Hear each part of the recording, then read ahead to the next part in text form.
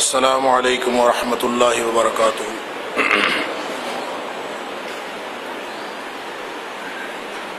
الحمد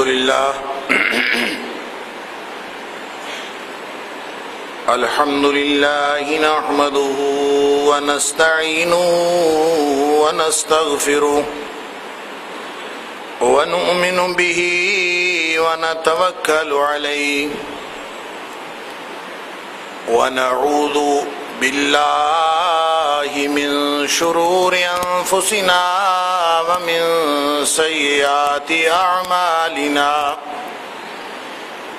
من يهده الله فلا مضل له ومن يضلل فلا هادي له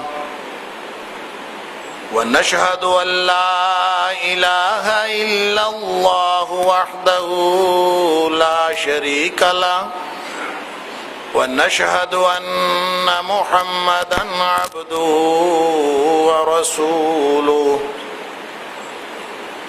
أرسله بالحق بشيرا ونذيرا بين يدي الساعة فمن يطع الله ورسوله فقد رشد واهتدى ومن يعص الله ورسوله فقد ضل وغوى فإنه لا يضر إلا نفسه ولا يضر الله شيئا نسأل الله ربنا أن يجعلنا ممن يطيعه ويطيع رسوله ويتبع رضوانه ويجتنب سخطه فإنما نحن به وله أما بعد فإن خير الحديث كتاب الله وخير الهدي هدي محمد صلى الله عليه وآله وسلم وشر الأمور محدثاتها وكل محدثة بدعة وكل بدعة ضلالة وكل ضلالة في النار فأعوذ بالله السميع العليم من الشيطان الرجيم من همزه ونفخه ونفثه بسم الله الرحمن الرحيم فهل ينظرون إلا الساعة أن تأتيهم بغتة فقد جاء أشراطها فأنى لهم إذا جاءتهم ذكراهم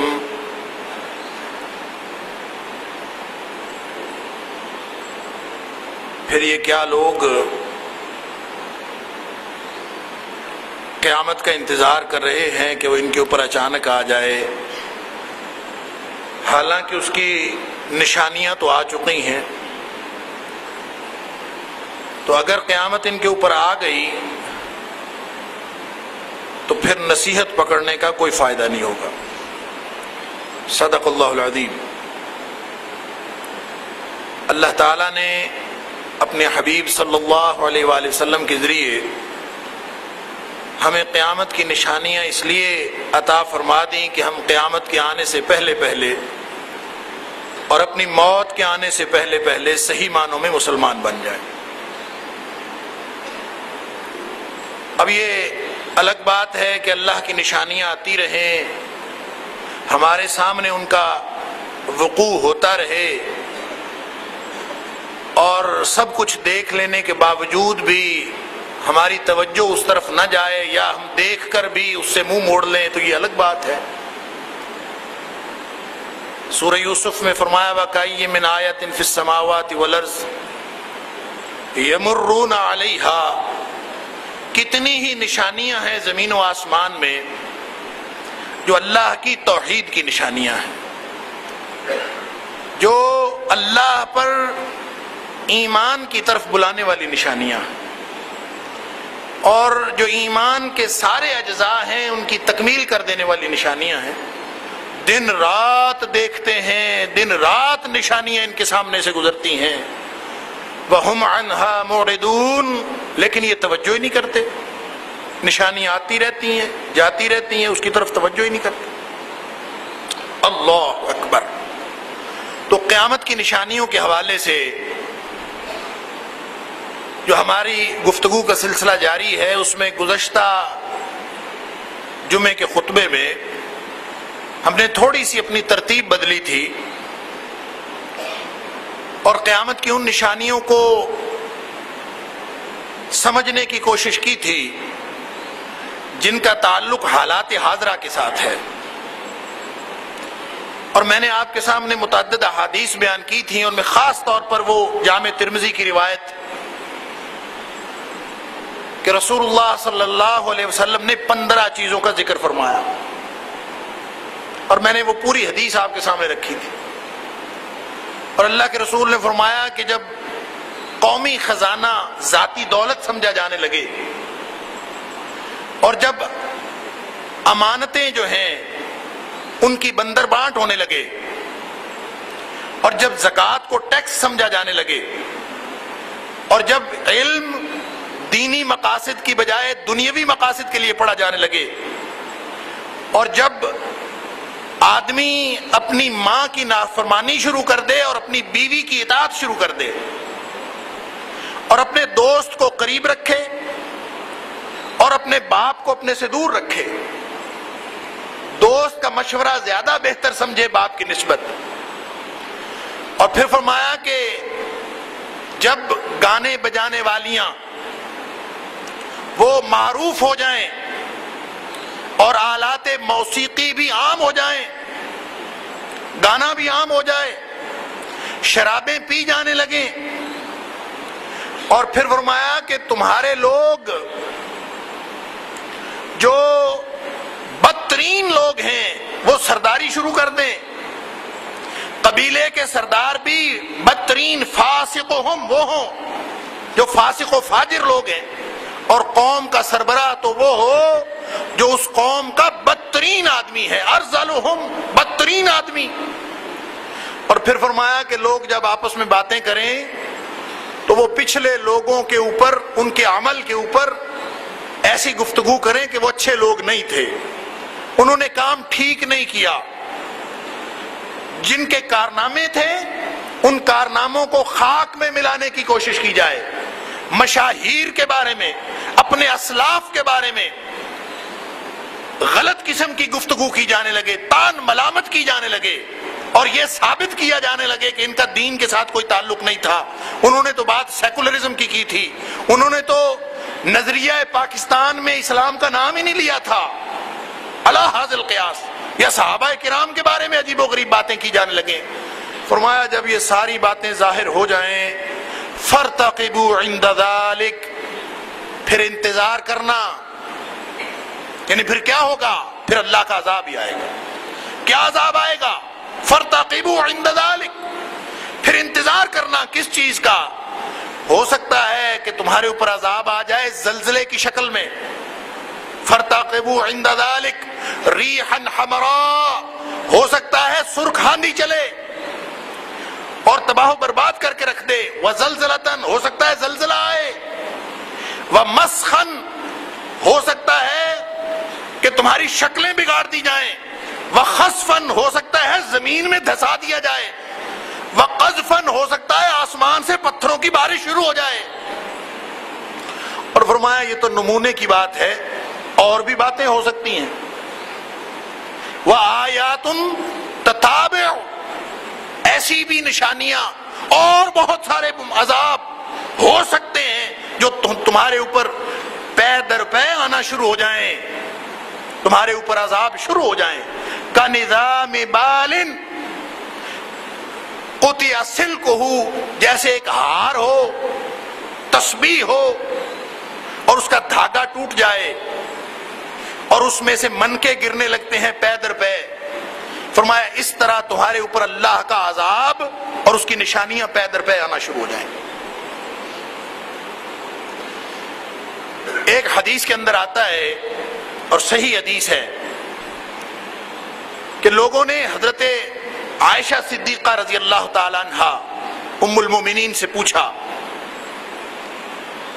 کہ ام المومنین یہ جو زلزلے آتے ہیں، یہ قدرتی آفات آتی ہیں، ان کے بارے میں تو بتائیے. بیٹھے بیٹھے زلزلہ آ جاتا، تباہ و برباد کر کے رکھ دیتا، سمندر ابل پڑتے، بارش اتنی ہوتی ہے کہ پورا علاقہ سمندر بن جاتا ہے، بیٹھے بیٹھے مچھر کا عذاب آ جاتا ہے. یہ عذاب کس طرح سے آتے ہیں؟ بطور علامت زلزلے کے بارے میں پوچھا. حدثینی عن الزلزلہ، کہ ام المومنین زلزلے کے بارے میں بتائیں. تو ام المومنین عائشہ صدیقہ رضی اللہ تعالی عنہا نے فرمایا اذا استباحوا الزنا وشربوا الخمور وضربوا بالمعازف، کہ جب تمہارے اوپر حالات ایسے ہو جاتے ہیں کہ لوگ بدکاری کو گناہ ہی نہیں سمجھتے. اذا استباحوا الزنا، بدکاری کو لوگ جائز سمجھنا شروع کر دیتے ہیں. اور پتہ ہے ہم سب حیران ہو رہے ہوں گے کہ ہم نے کب بدکاری کو جائز سمجھا. بھلا کوئی مسلمان بقائمی ہوش و حواس، ایمان کا دعویٰ کرنے والا، بھلا وہ بدکاری کو جائز قرار دے سکتا ہے؟ سوال ہی پیدا نہیں ہوتا. وہ نہیں دے سکتا نا. لیکن عائشہ صدیقہ رضی اللہ تعالیٰ عنہ فرماتی ہیں کہ جب لوگ بدکاری کو جائز قرار دینے لگے، آپ کو پتہ ہے کہ 2006 کے اندر جو ویمن پروٹیکشن بل ہماری اسمبلی نے پاس کیا، ہمارے قانون کا حصہ بنا، اس کے مطابق بدکاری اب جائز ہے. وہ قانون ہمارے ملک کا قانون ہے، اسلامی جمہوریہ پاکستان کا قانون ہے، ہماری اسمبلی نے اس کو پاس کیا ہے اور وہ قانون کا حصہ ہے. اور اس میں صرف فرق یہ رکھا گیا ہے، گناہ صرف وہ بدکاری ہے جس میں فریقین رضامند نہ ہوں، صرف وہ ناجائز ہے، وہ حرام ہے. اور 1979 سے پہلے جو ہمارے ہاں حدود آرڈیننس 1979 میں یہاں پہ امپلیمنٹ کیے گئے، 1979 سے پہلے بھی رضامندی کے ساتھ بدکاری کا ارتکاب ہمارے قانون میں حرام نہیں تھا. 1979 میں حرام ہوا، ایک واویلا مچ گیا، اور وہ واویلا، وہ شور اس وقت تک نہیں تھما.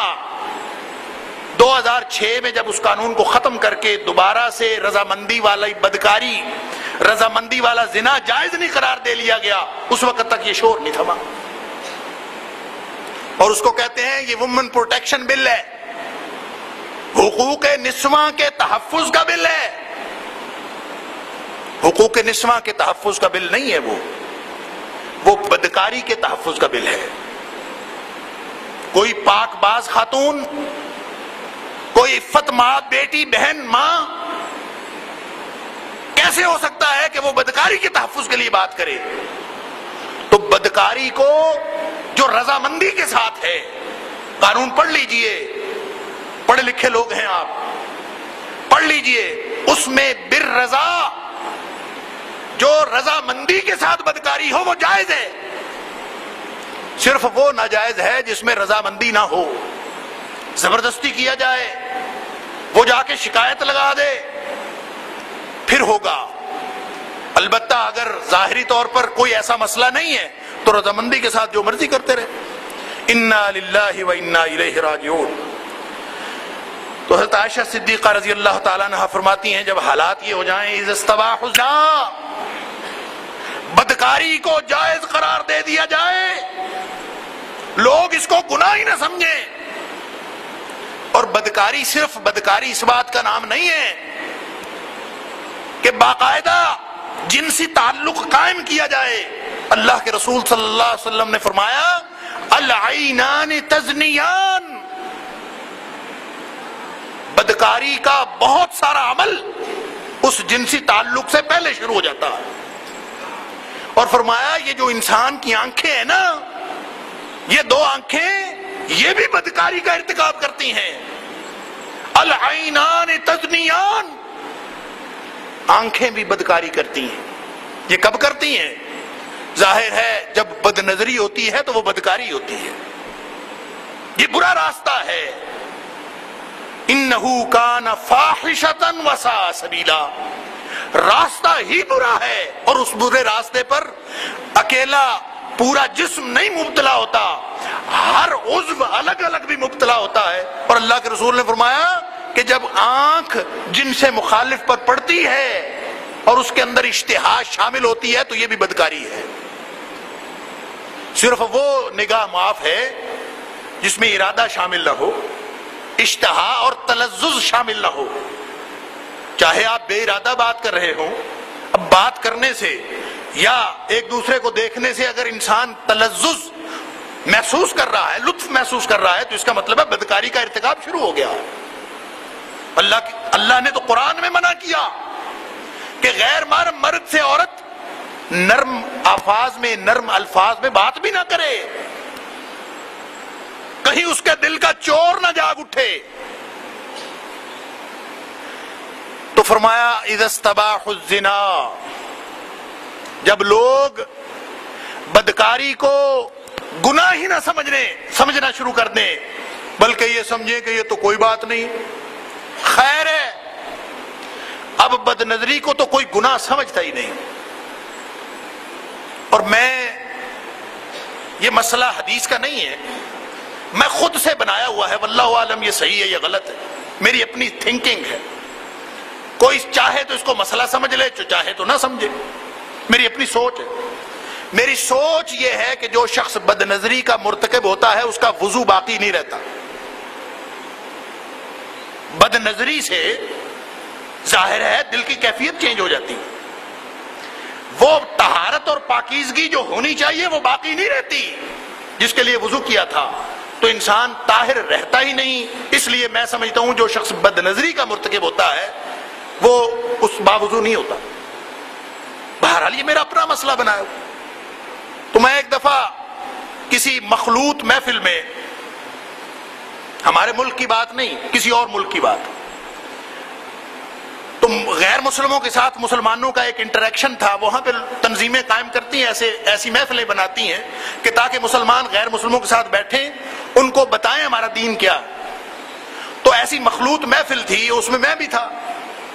تو وہ مخلوط محفل میں غیر مسلم ظاہر ہے اس کے اندر خواتین بھی تھیں، اور غیر مسلم خواتین کس طرح کے لباس میں ہوتی ہیں ہم سب اچھا سمجھتے ہیں، اچھی طرح ہمیں پتا. تو ظاہر ہے جب ہم گئے تھے تب تو باوضو تھے، اور جب واپس آئے عشاء کی نماز پڑھنی تھی، میرے ساتھ ایک وہاں کی مسجد کے امام تھے، تو میں نے ان سے کہا کہ میں وضو کر لوں. کہتے ہیں آپ کا وضو ہے نہیں؟ میں نے کہا وضو تھا تو صحیح لیکن بد نظری ہوئی ہے، اس لیے میں نے وضو دوبارہ کرنا. وہ مجھے کہتے ہیں بد نظری سے وضو تو نہیں ٹوٹتا. تو میں نے کہا اگر بد نظری سے وضو نہ ٹوٹے تو بد نظری سے انسان رک نہیں سکتا. بد نظری کو کوئی چیز روک نہیں سکتی اگر وضو نہیں ٹوٹتا. تو ایک دفعہ تو ان کو میری بات سر سے گزر گئی، سمجھ نہیں آئی ان کو میں نے کیا کہا. کچھ دیر بعد سوچ کے مجھے کہتے ہیں کیا کہا. بڑی سلیس اردو بولتے تھے. مجھے کہتا ہے کیا کہا.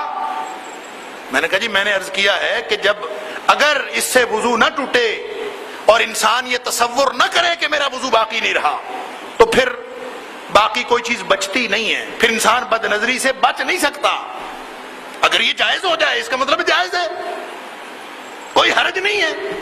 جب کوئی حرج نہیں ہے تو پھر رکے گا کیوں.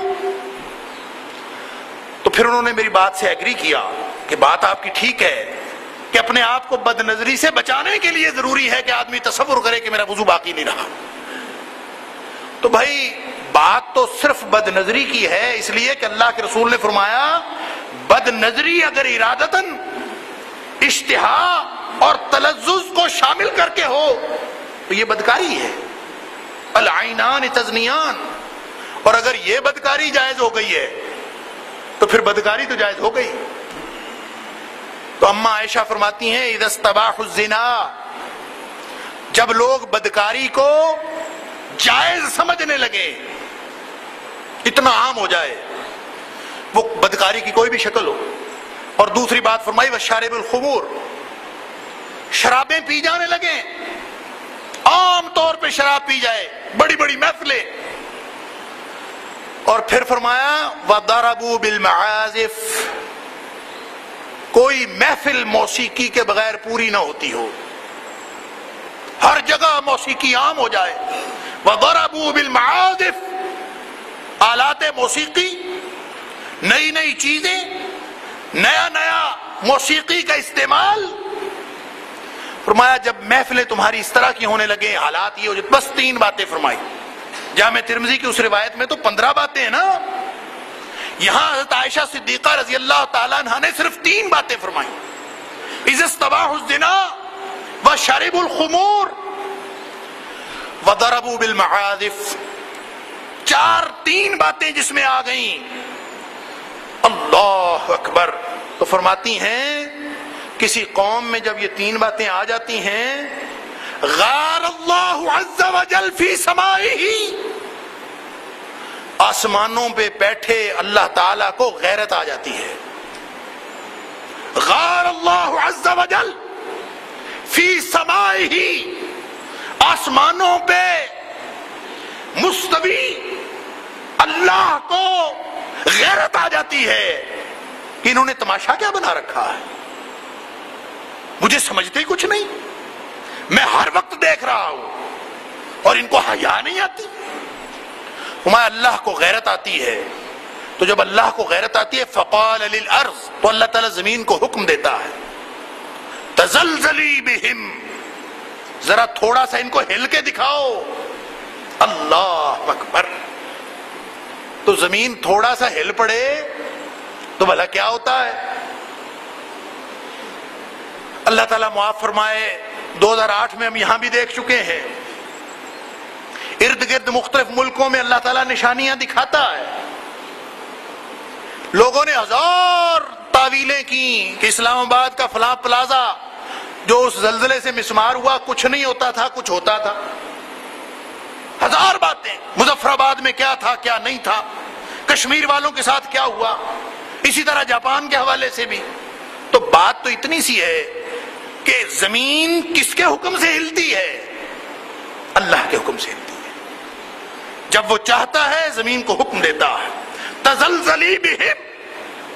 تو وہ جو زمین کو ہلنے کا حکم دے دیتا ہے وہ بادل کو بارش برسانے کا حکم نہیں دے سکتا، زمین کو پانی اندر کھینچ لینے کا حکم نہیں دے سکتا، تمہارا رزق بند کر دینے کا حکم نہیں دے سکتا.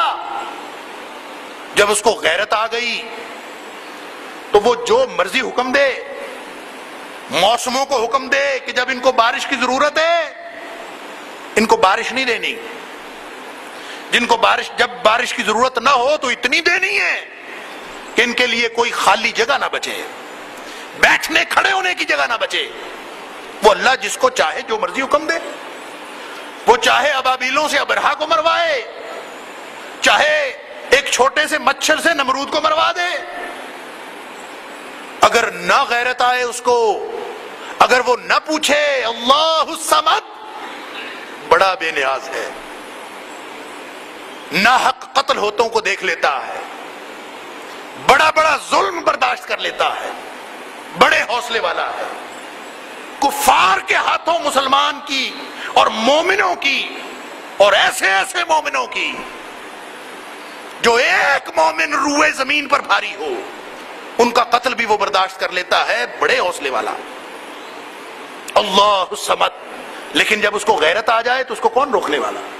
تو اماں عائشہ فرماتی ہے غار اللہ عز وجل، اللہ تعالیٰ کو غیرت آ جاتی ہے فی سمائی ہی.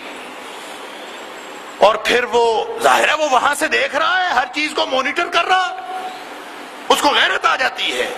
اور جب اس کو غیرت آتی ہے تو پھر وہ زمین کو حکم دیتا ہے ذرا تھوڑا سا ہل کے دکھا، بارش کو حکم دیتا ہے تھوڑی سی بارش کر کے دکھا. اب مچھر کس کے حکم کا پابند ہے؟ وہ بھی اسی کے حکم کا پابند ہے. اس نے تو کہا تھا مچھر کی مثال ضرب اللہ مثلا ما بعودۃ فما فوقها. اللہ آسمانوں پہ ساری بڑی کائنات کا مالک، اور تمہیں سمجھاتا ہے مچھر کی مثال دے کے. اگر نہیں سمجھ آتی تو اسی مچھر کو اتنا بڑا کر دیتا ہے کہ ساری قوم مل کے فورس بنا رہی، فورس اینٹی ڈینگی فورس بن رہی. بنا لے بھی فوج. جس نے نمرود کو نہیں چھوڑا، ہم اس سے بڑے طاقتور ہیں، اس سے بڑے حکمران ہیں. بھائی مچھر کیا، دنیا کی کوئی آفت اللہ کے حکم کے بغیر نہیں آتی، لیکن آتی کیوں ہے؟ فرمایا ظاہر الفساد فی البر والبحر بما کسبت ایدی الناس، لوگوں کے کرتوتوں کی وجہ سے آتی، اور کوئی وجہ نہیں ہے. اچھا صحابہ کرام اب جو حضرت عائشہ صدیقہ رضی اللہ تعالیٰ عنہ سے پوچھ رہے تھے کہ یہ زلزلے کیوں آتے ہیں، آفتیں کیوں آتی ہیں، حضرت عائشہ صدیقہ رضی اللہ تعالیٰ عنہ نے فرما دیا اللہ کو غیرت آ جاتی ہے، اس لیے آتی ہیں آفتیں. پریشان ہو گئے کہ جب آفت آتی ہے اس میں مومن بھی مر جاتے ہیں، بچے بھی مر جاتے ہیں، عورتیں بے قصور. آیا ہے نا سیلاب سندھ میں، نہ کوئی نیک بچا نہ کوئی بد بچا، نہ کوئی بچہ نہ کوئی معصوم، سارے ہی رگڑے گئے. تو پریشانی کی بات ہے نا. تو انہوں نے پوچھا یا ام المومنین اعذاب لہم،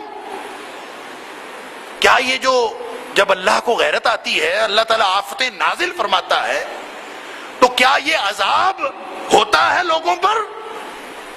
عذاب کے طور پر اللہ نازل کرتا ہے. وضاحت ہو گئی. اللہ اکبر. ظاہر ہے جب کوئی آفت آتی ہے تو بچتا تو کوئی بھی نہیں ہے نا، تو لوگ پریشان ہوتے ہیں. بچوں کا کیا قصور، عورتوں کا کیا قصور، نیک لوگوں کا کیا قصور؟ سب رگڑے گئے، مسجدیں بہہ گئیں، اور بڑے بڑے پرہیزگار لوگ وہ آفتوں کا شکار ہو جاتے ہیں. ابھی پچھلے دنوں ایک سیکرٹری صاحب کی وفات ہوئی ہے ڈینگی سے. تو ذاتی طور پر تو میں اتنا نہیں جانتا تھا ان کو، لیکن جتنے لوگوں نے بات کی ہے سب نے کہا ہے کہ تمام لوگوں میں سے، تمام سرکاری اہلکاروں میں سے، سیکرٹریز میں سے ایک فرشتہ صفت انسان تھا. جو درندہ صفت تھے وہ نہیں گئے، فرشتہ صفت گیا ہے. تو متفق علیہ روایت ہے بخاری اور مسلم شریف کے اندر، رسول اللہ صلی اللہ علیہ وسلم نے فرمایا کہ اس بات سے حساب نہ لگایا کرو کہ کوئی نیک تھا وہ چلا گیا ہے شاید اس پر مصیبت نازل ہوئی ہے. نہیں، حساب کا یہ طریقہ ٹھیک نہیں ہے. فرمایا اذا انزل اللہ تعالی بقوم عذابا، جب اللہ تعالیٰ کسی قوم پر کوئی آفت نازل کرتا ہے، اصاب العذاب من کان فیہم، تو عذاب ہر ایک پر پہنچ جاتا ہے. آفت ہر ایک کو اپنی لپیٹ میں لے لیتی ہے، چاہے کوئی بچہ ہو، چاہے کوئی بڑا ہو، چاہے کوئی نیک ہو، چاہے کوئی بد ہو. آفت نہیں دیکھتی کہ کون بے قصور ہے اور کس کا قصور ہے. لیکن فرمایا اللہ بے انصافی تو نہیں کرتا نا، اللہ ظلم تو نہیں کرتا. فرمایا ثم بعثوا علی اعمالہم، یہاں تو بے قصور مر گئے لیکن اللہ کے ہاں اٹھائے جائیں گے اپنے اپنے اعمال کے مطابق. وہاں حشر ایک جیسا نہیں ہوگا. جو معصوم ہے اس کو اجر ملے گا، جو بچہ ہے اس کو اجر ملے گا، جو نیک ہے اس کو اجر ملے گا، سزا دوسرے کو ملے گی. یہ تو دنیاوی اعتبار سے آفت نے ان کو اپنی لپیٹ میں لیا ہے. ثم بعثوا علی اعمالہم، اللہ تعالیٰ وہاں ہر ایک کو اس کے اعمال کے مطابق اٹھائے گا. تو حضرت عائشہ صدیقہ رضی اللہ تعالیٰ عنہ سے پوچھتے ہیں صحابہ کرام کہ عذاب لہم، کیا یہ لوگوں پر عذاب آیا ہے؟ وہ تو قرآن میں اللہ تعالیٰ نے فرمایا نا کہ وَلَوْ يُؤَاخِذُ اللَّهُ النَّاسَ بِمَا كَسَبُوا، لوگوں کے جیسے کرتوت ہے نا، اگر اللہ تعالیٰ ان کا مواخذہ کر لے، ان کو پورا بدلہ دے دے، ما ترک علی ظہرہا من دابۃ، تو روئے زمین پر کوئی جانور چلتا ہوا نظر نہ آئے اگر کرتوتوں کا پورا بدلہ ملے. لہذا پورا بدلہ تو نہیں ہے. تو صحابہ نے پوچھا اعذاب لہم، اما عائشہ بتائیے کہ یہ عذاب آتا ہے؟ ام المومنین فرماتی ہیں قالت بلا، نہیں، یہ عذاب ہر ایک کے لیے نہیں ہے، یہ فرق ہے۔ فرمایا قالت بلا موعظۃ ورحمۃ للمؤمنین، مومن جو ہے نا، خالص اور پکے پختہ مومن، سچے صادق مومن، فرمایا ان کے لیے تو آفت بھی رحمت اور نصیحت کا باعث ہوتی ہے۔ رحمت اور نصیحت، موعظۃ ورحمۃ للمؤمنین، مومنوں کے لیے رحمت ہوتی ہے اور نصیحت ہوتی ہے۔ کیوں رحمت کیوں ہوتی ہے؟ وہ آفت دیکھتے ہیں اور دیکھ کر فوراً اپنے اللہ کی طرف رجوع کرتے ہیں، اپنے اعمال کی اصلاح کر لیتے ہیں، اپنے پرانے کرتوت چھوڑ دیتے ہیں، غلطیاں ترک کر دیتے ہیں، واپس اللہ کی طرف آ جاتے ہیں۔ فرمایا مومنوں کے لیے تو یہ رحمت ہے، موعظۃ ورحمۃ للمؤمنین۔ لیکن فرمایا کافروں کے لیے وَنَكَالًا وَعَذَابًا وَسَخَطًا عَلَى الْكَافِرِينَ، کافروں کے لیے یہ عبرت ہے، ان کے لیے سزا ہے، ان کے لیے عذاب ہے، ان کے لیے اللہ کی ناراضگی کی علامت ہے۔ تو اس کا مطلب یہ ہے کہ آفت یکساں آتی ہے، عذاب یکساں آتا ہے، سب پر پہنچتا ہے، کسی کے لیے نصیحت ہے، کسی کے لیے عذاب ہے۔ جس کے دل میں ایمان ہے اس کے لیے نصیحت ہے۔ اب نصیحت کا کیا مطلب ہے؟ کہ وہ اپنی اصلاح کر لیتے ہیں، اس کو نصیحت سمجھتے ہوئے واپس آ جاتے ہیں، اعمال بدل لیتے ہیں، طرز زندگی بدل لیتے ہیں۔ تو میں نے پچھلے جمعے میں بھی عرض کیا تھا کہ ہم میں سے کس کس نے اپنا طرز زندگی بدلا، کون کون واپس آیا؟ لوگوں نے توبہ کو دعا سمجھ رکھا ہے۔ توبہ دعا نہیں ہے، دعا استغفار ہے، توبہ عملاً واپسی کا نام ہے۔ جتنا استغفار ضروری ہے اتنی توبہ ضروری ہے۔ واپس آئیں گے، عملاً اصلاح کریں گے، پرانی روش چھوڑیں گے تو اللہ کا عذاب ٹل سکتا ہے اور پھر آئندہ کے لیے اللہ کی رحمتیں نازل ہو سکتی ہیں۔ اور اگر نہیں آئیں گے تو پھر اللہ تعالیٰ کو اس بات کی کوئی پرواہ نہیں ہے کہ کتنے نیک لوگ تم میں ہیں۔ حضرت ام سلمہ رضی اللہ تعالیٰ نے پوچھتی ہیں اللہ کے رسول صلی اللہ علیہ وسلم سے، اللہ کے رسول انہلک وفینا الصالحون، اللہ کے رسول ہمارے اندر نیک لوگ موجود ہوں۔ اللہ کے رسول صلی اللہ علیہ وسلم عذابوں کا ذکر کیا نا، اور آسمانی آفات کا ذکر فرمایا، تو ام سلمہ رضی اللہ تعالیٰ نے فرماتی ہیں اللہ کے رسول ہم میں نیک لوگ ہوں، تہجد گزار لوگ ہوں، نیکی کا حکم دینے والے ہوں، سارے معاملات ٹھیک چل رہے ہوں، نیک لوگوں کی موجودگی کے باوجود ہمیں ہلاک کر دیا جائے گا؟ انہلک وفینا الصالحون،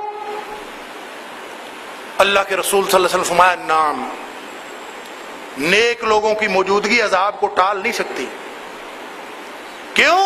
اذا کثرت الخبائث، جب برائیاں بہت زیادہ ہونے لگیں، عام معاشرے میں برائی پھیل جائے اور معاشرے کو صالح معاشرہ نہ کہا جا سکے، برا معاشرہ ہو جائے، شریر معاشرہ ہو جائے، خبیث اور ناپاک معاشرہ ہو جائے، تو فرمایا اس میں جتنے مرضی نیک لوگ ہوں، نیک لوگوں کی موجودگی اللہ کے عذاب کو نہیں روکتی۔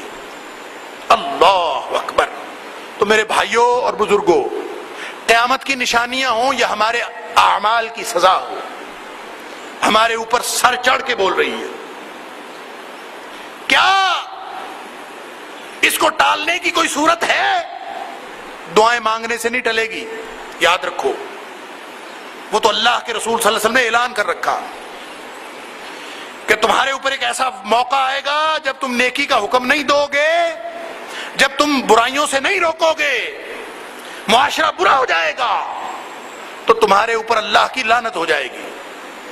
اور اگر اللہ کی لعنت ہو گئی تو فرمایا ثم يدعو خياركم، پھر تمہارے نیک لوگ دعائیں کریں گے اللہ سے، دعائیہ اجتماعات ہوں گے، لوگ لمبی لمبی دعائیں کریں گے، فلا يستجاب لهم، اللہ کسی کی دعا قبول نہیں فرمائے گا۔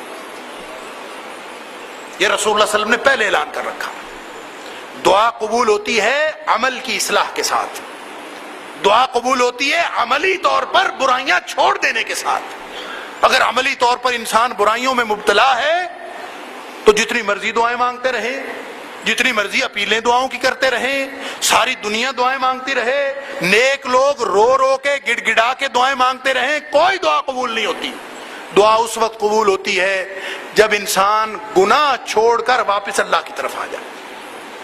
تو میں نے پچھلے جمعے میں بھی عرض کیا تھا کہ ہم میں سے کتنے لوگ ہیں جنہوں نے اپنی زندگی بدل لی ہے آفتوں کو دیکھ کر. ہم میں سے کتنے لوگ ہیں جن کے گھروں کا ماحول بدل گیا ہے. کتنے لوگ ہیں جن کے معمولات زندگی تبدیل ہو گئے ہیں. کتنے لوگ ہیں جن کا ذہن بدل گیا ہے, جنہوں نے اپنی زندگی کا جو منصوبہ بندی تھی اس میں تبدیلی کر لی ہے. جب کوئی بھی نہیں تو پھر اللہ سے کیا توقع رکھتے ہیں کہ اللہ تعالیٰ ہم پر عذاب کیوں ڈالے گا؟ دعاؤں کا کوئی فائدہ نہیں, عمل کا فائدہ, عملاً توبہ کرنے کا فائدہ ہے. عملاً اپنے اعمال کرتوت چھوڑ کر اس کی ریویژن کریں, اس کو ریوائز کریں, دوبارہ سمجھیں میرے کن باتوں میں, میرے کن اعمال میں اللہ راضی ہے, کن باتوں سے اللہ ناراض ہے. اللہ سے ناراضگی کا بچنے کا ایک ہی طریقہ, اور قرآن نے کہا تھا کہ ما کان اللہ لیعذبہم وانت فیہم. سورہ انفال میں 2 باتیں فرمائیں, سورہ نساء میں 2 باتیں فرمائیں. سورہ انفال میں بتایا کہ تمہارے اوپر عذاب نازل نہیں ہو سکتا. ما کان اللہ لیعذبہم وانت فیہم. اے حبیب صلی اللہ علیہ وآلہ وسلم, آپ اگر معاشرے میں لوگوں میں موجود ہوں, اللہ اس معاشرے پر عذاب نازل نہیں کرتا. اللہ کے رسول صلی اللہ علیہ وسلم خود موجود. اور فرمایا, دوسری بات فرمائی, وَمَا كَانَ اللَّهُ مُعَذِّبَهُمْ وَهُمْ يَسْتَغْفِرُونَ. اگر وہ واقعی معافیاں مانگتے ہیں اللہ سے اپنے گناہوں کی, اور وہ پرانے گناہ چھوڑ کر واپس آ رہے ہیں اور واقعتاً اللہ سے معافیاں مانگتے ہیں, استغفار کرتے ہیں, اللہ اس قوم پر عذاب نازل نہیں کرتا. 2 باتیں, کہ رسول اللہ صلی اللہ علیہ وسلم موجود ہوں, اور دوسری بات استغفار کرتے ہوں, اللہ سے معافیاں مانگتے ہوں, اللہ کا عذاب نہیں آتا. ہم پر آ گیا, اس کا مطلب ہے دونوں باتیں نہیں ہیں. نہ ہم استغفار کر رہے ہیں, نہ ہمیں اللہ کے رسول صلی اللہ علیہ وسلم کی موجودگی کا احساس. اللہ کے رسول صلی اللہ علیہ وسلم کیسے موجود ہوتے ہیں؟ رسول اللہ صلی اللہ علیہ وسلم کی رسالت, آپ کا لایا ہوا نور ہدایت, وہ قیامت تک مسلمانوں کے اندر موجود ہے. اور اگر وہ موجود ہے, اگر میرے گھر کا ماحول سنت کے مطابق ہے, اگر میری یہ جسم, میرے 5-6 فٹ کی کائنات اللہ کے رسول صلی اللہ علیہ وسلم کے حکم کے مطابق ہے, میں اس پر عمل کرتا ہوں, ہر روز میرے معمولات ریوائز ہوتے ہیں کہ کون کون سی بات سنت کے خلاف ہے میں اس کو چھوڑ دوں, کون کون سی بات سنت کے مطابق ہے میں اس کو کر لوں. اس کا مطلب ہے اللہ کے رسول صلی اللہ علیہ وسلم ہمارے اندر موجود ہے. کیوں؟ اس لیے کہ رسول اللہ صلی اللہ علیہ وسلم نے خود فرمایا, من احب سنتی فقد احبنی. جس نے میری سنت سے محبت کی, جس نے میرے طریقے سے محبت کی, وہ ایسے ہی ہے جیسے اس نے مجھ سے محبت کی. تو اگر ہم سنت کو موجود رکھیں گے تو اس کا مطلب ہے اللہ کے رسول صلی اللہ علیہ وسلم موجود ہے, آپ کی سنت موجود ہے, اور اگر سنت پر عمل ہو رہا ہو تو اللہ کا عذاب نازل نہیں ہوتا. اور سورہ نساء کے اندر 2 باتیں فرمائیں. فرمایا ما يفعل اللہ بعذابکم ان شکرتم وآمنتم. اگر تم واقعتاً اللہ کی نعمتوں کا شکر ادا کرو اور صحیح معنوں میں مومن بن جاؤ تو اللہ نے تمہیں عذاب دے کے کیا کرنا ہے؟ اللہ کو کیا ضرورت ہے تمہیں عذاب دینے کی؟ وہ تو تمہیں تھوڑی بہت جھلک دکھا کر واپس لانا چاہتا ہے کہ تم اللہ کے حکموں کی طرف واپس آ جاؤ, ساری دنیا سے منہ موڑ کر ایک اللہ کے بن جاؤ. وہ تو اس لیے چاہتا ہے کہ تم صحیح مومن بن جاؤ, صحیح شکر گزار بن جاؤ کہ اللہ نے تمہیں کس کس طرح کی نعمتوں سے نوازا ہے. اگر تم شکر گزار بن جاؤ, واقعتاً مومن بن جاؤ, تو اللہ کو کیا ضرورت ہے تمہیں عذاب کرنے کی؟ اللہ کسی قوم پر عذاب نازل نہیں کرتا اگر وہ واقعی مومن ہو اور شکر گزار. تو 2 باتیں سورہ نساء میں, 2 باتیں سورہ انفال میں. طریقہ ایک ہی ہے, اور وہاں میں نے عرض کیا تھا کہ سورہ روم میں فرمایا کہ یہ جتنا بگاڑ پیدا ہوا ہے لوگوں کے کرتوتوں کی وجہ سے ہوا ہے. کس لیے؟ لعلہم یرجعون، تاکہ یہ واپس آ جائیں. تو ایک ہی طریقہ ہے، آج بھی اگر ہم واپس آ جائیں. ساری نشانیاں اسی لیے آ رہی ہیں، قیامت کی ساری نشانیاں اس لیے ہیں، جو موجود ہیں وہ بھی، جو ہو چکی وہ بھی، جو آنے والی ہیں وہ بھی. سب کا ایک ہی مطلب ہے کہ ساری دنیا سے منہ موڑ کر ہم ایک اللہ کے ہو جائیں. اور اگر ہم ایک اللہ کے ہو جائیں، اپنے قلب کی، اپنے دماغ کی اور اپنے جسم کی، اپنے اعمال کی اصلاح کر لیں، تو انشاءاللہ عذاب بھی ٹل سکتے ہیں، اللہ کی رحمتیں بھی نازل ہو سکتی ہیں. اللہ تعالیٰ مجھے اور آپ کو سمجھ بھی عطا فرمائے، عمل کی توفیق عطا فرمائے. وآخر دعوانا الحمدللہ رب العالمین.